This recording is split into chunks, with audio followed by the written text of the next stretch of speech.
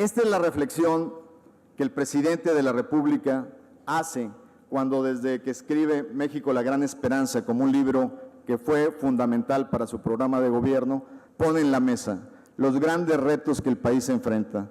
Cómo desarrollar una democracia con resultados, cómo poder hacer que este país avance. ¿Cuál es el primer éxito que se logra? Estuvimos 20 años y yo fui parte de esas diputaciones tratando de generar consensos para hacer las reformas que necesitábamos desde 1994. Y siempre lo he compartido, sobre todo cuando hay economistas en una audiencia. Lo que le faltaba a este país no eran buenos economistas. Lo que le faltaba a este país eran políticos conscientes de que si no se armaba una agenda nacional por el beneficio de México, no se podía avanzar.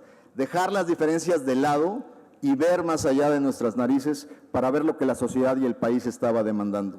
Y eso es lo que cambia. Poder haber construido los consensos que dieron lugar a las 11 reformas que fueron capaces de procesar el Congreso de la República. 11, de las cuales 6 son estrictamente económicas. El primer gran logro del presidente y del Congreso y de los partidos políticos fue llegar a acuerdos nacionales y haber creado las condiciones para poder avanzar. Y en ese sentido hay 3 tipos de reforma. Aquellas que hablan de los derechos ciudadanos, como la reforma educativa, como la nueva ley de amparo, como el Código Nacional de Procedimientos Penales.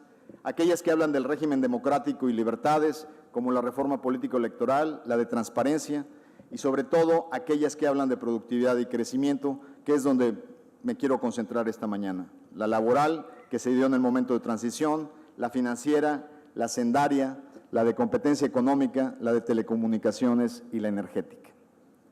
Sin duda, este conjunto de acciones, y me concentro en las económicas, que son las que nos llaman esta mañana a reflexión, fueron fundamentales.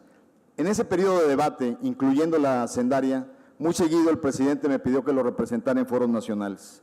Me tocó ir, por ejemplo, con un organismo empresarial de alto prestigio, Coparmex, en su reunión nacional en Guerrero, en la mitad del debate fiscal.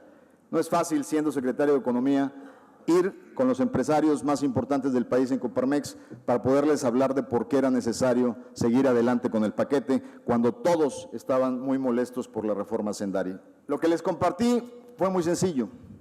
Las reformas no se pueden ver en independencia. Como empresarios, ustedes no pueden pedir una reforma energética sin estar conscientes que para poder liberalizar a Pemex y a CFE era necesario despetrolarizar las finanzas públicas. Y para despetrolarizar las finanzas públicas era necesario incrementar los ingresos fiscales. Así es que no podemos pedir una reforma energética sin estar conscientes que va a costar poder liberar a las empresas del Estado que no habían podido invertir lo suficiente porque estaban atadas a proporcionar recursos fiscales.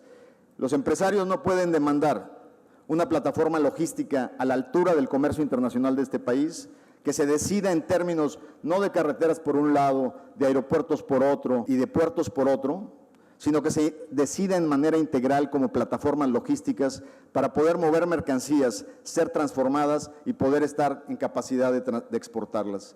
Y esa plataforma logística es parte del Plan Nacional de Infraestructura por más de 7.1 billones de pesos, en donde la estrategia de construcción es fundamental. Sin finanzas públicas fortalecidas no es capaz de poderla fondear.